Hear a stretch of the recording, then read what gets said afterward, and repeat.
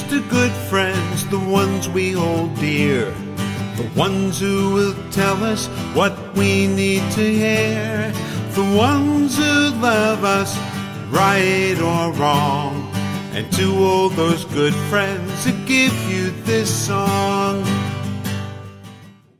Well, hello good friends, and welcome back to The Last Walk, Remember When, with your host, Ron Baumbach.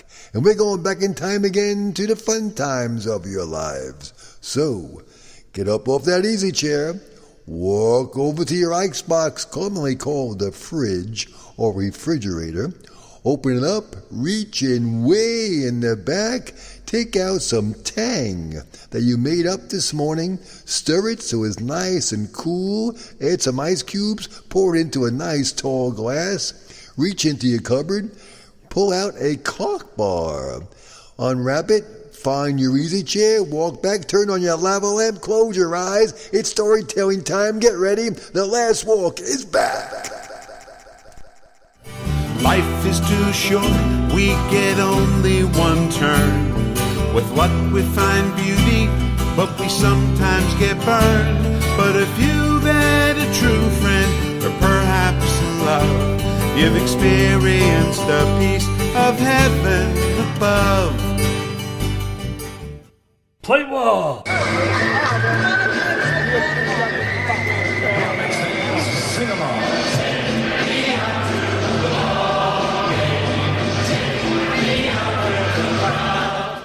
It's play ball time. Yes, play ball. Baseball's back in town, and we're excited. A few games have been played already. The season started, and everyone's thinking they're going to make it to the pennant and win the World Series. Who's your favorite team? Who have you rooted for since you were a little child and still root for today? Or perhaps you moved and you changed your allegiance to a different team, but your heart still belongs back in Brooklyn. Are you still a Dodger fan, a Giant fan, a Cub fan, a Red Sox fan? Now that the Cubs won the World Series, finally ending their many decade plague, they joined the Red Sox as champions of the team game called baseball. Myself, I'm an old Yankee fan when I was a kid. When I was about 13, I converted over to the Mets. I was a paper carrier for Long Island Press. Every day I would fold the paper, and every day I read the Mets lose, Mets lose, Mets lose. Finally, I figured this team needs some support. So I joined the faithful, the Amazons, and became a lifelong Met fan since then. And I'm a Met fan since, I may say, the beginning. Been there in '69 when they won the World Series, was on the field with my friends. We picked out some tickets a few days in advance from my college and Marist College, came down. We sat by a campfire, waited online, bought our tickets, went to almost every opening day for about 10 years. They lost most of the ones I went to, won most of the ones my brother went to, so we went together to a game, and they lost. But it was fun, and it's always fun, and it's hope. When you have opening day and the sound of play ball goes in the air and the crack of the bat, the pitcher throws the ball and it's in there for a strike or a smack. It's going, gone, home run. It makes you all sit up and say, I'm glad baseball is being played. America's pastime, America's sport. Get ready. Turn on the channel, go to your seats, take your Cracker Jacks, pop open your sarsaparilla, and smile with the kids as you enjoy the game of baseball. Money, money, money, must be funny in the rich man's world. Money, money, money, always sunny in the rich man's world. Now, besides baseball, April's known for a few other things. Obviously, we have April Fool's Day. This year, my granddaughter, Julia, did a practical joke on her brother, Luke. She decided, as he's sleeping, to put a mustache on his face. Did not realize, however, that the pen she used was not one of those washable pens. It was an indelible ink pen. So a little 7-year-old had the second mustache in the family for a while until Mom took it off. It's also the time for Easter and Passover, either in March or April. So it's this year we celebrated in April. And what you all know is one day is April 15th, Income Tax Day, as you're getting ready to send in the money or receive your check back from the IRS. And thanks to the good folks from the IRS, we have some tidbits of information. Do you know when the actual first income tax first went into effect was? Well, President Lincoln signed into law in 1862 a revenue-raising measure to help pay for the Civil War expenses. The measure created the Commissioner of Internal Revenue Service and the nation's first income tax. It levied a 3% tax on salaries between $600 and $10,000 and 5% on salaries over and incomes over $10,000. So way back then, 160 years ago, our forefathers started paying taxes. But there was a lot of opposition to this thing. And in 1867, Congress cut the tax rate. They got together in the great halls of Congress, and they reduced the tax rate. And from 1868 to 1913, about 40 years, 35 some odd years, 90% of all the revenue that our country lived on came on taxes from 4 things. What do you think they were? There were 4 things that 90% of the revenue that our country existed on came from taxes on liquor, beer, wine, and tobacco. Now, thanks to the fine folks at our friends at Wikipedia, we learned that the very, very, very first income tax goes back to a country, not the USA. Where do you think it was? Where do you think was the first place that had income tax? Well, it was our friends the Egyptians. They're the first ones to have it. And later on, in the early days of the Roman Empire, they had public taxes on the assessments on owned wealth and property. So if someone owned a little house or a shack or a shed or chariot, for whatever it might be, they charged them a tax about 1%. And if they had a war going on, which those Romans had a lot of times, those Roman Empire wars, then they raised the tax to as high as 3%. Now those Romans, they charged taxes on everything a person owned, all the property. Sadly, it included slaves, which is sad they had slaves in the first place, animals, personal items, monetary wealth, their real estate, their homes, their land, the property, everything they had, they paid their taxes on. The more the person had in property, the more they paid.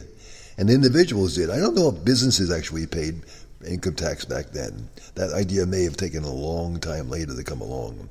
But in the year 10 AD, an emperor in the Qing dynasty, Wang Mang, came along and he started charging a 10% income tax on profits. Any profits they made over in China back then, this dude started charging 10%. But he was overthrown 13 years later in 23 AD, and they returned the other policies they had during the Han Dynasty, which followed. You're learning a lot about taxes, things you didn't know. Now, who do you think was the first president? There's all this talk about Trump not showing his taxes.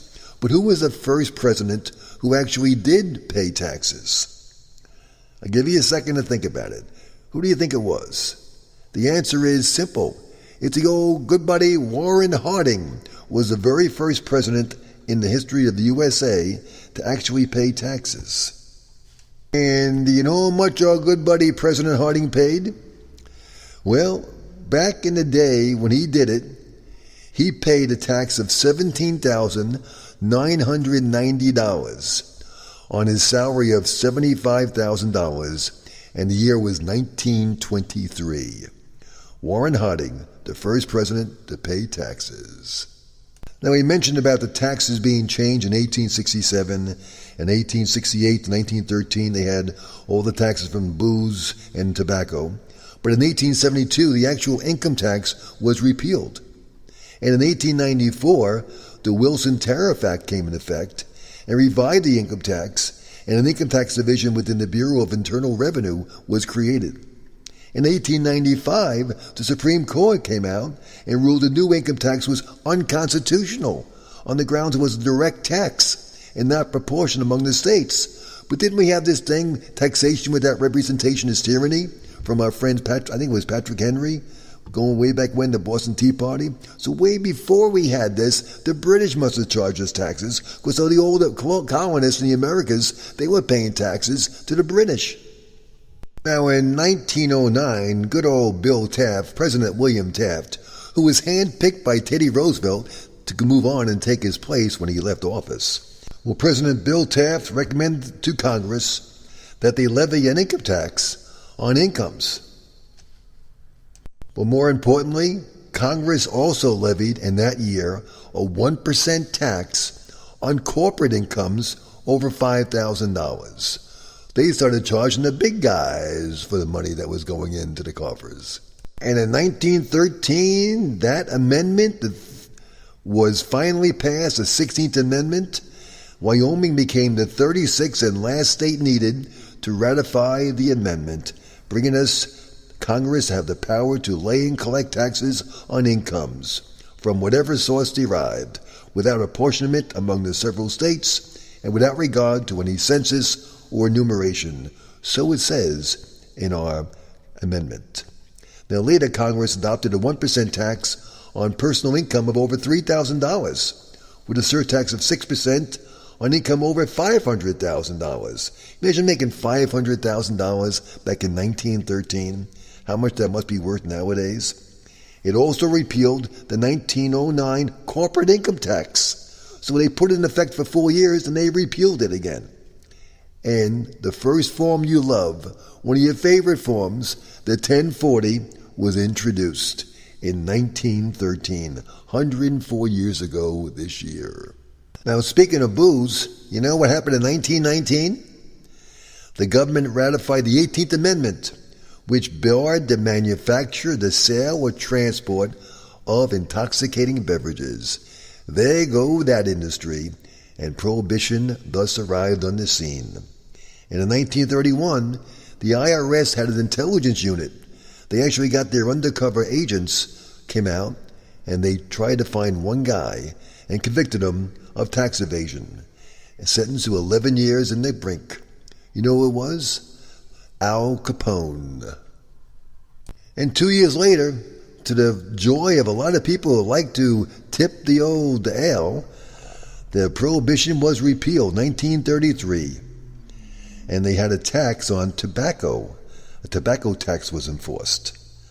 And in 42, President Roosevelt had what they called the greatest tax bill in the history of the USA. He actually had a statement in there for deductions for medical and investment expenses.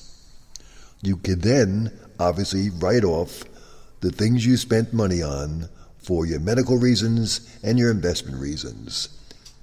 Now, we all sweat the date April 15th, the income tax day. But that date wasn't always in effect as income tax payment day. It had been March 15th. And in 1954, they changed the date to April 15th. And then in 1986, President Reagan got involved with the Tax Reform Act, and it started the process of a limited electronic tax filing. You could then actually start the ball moving towards where we are today, where, like in New York State, everything must be done, I believe, electronically for New York State taxes. Now, as I traveled, and I'm sure you did as well, you notice a tax you get charged when you go to different countries around the globe.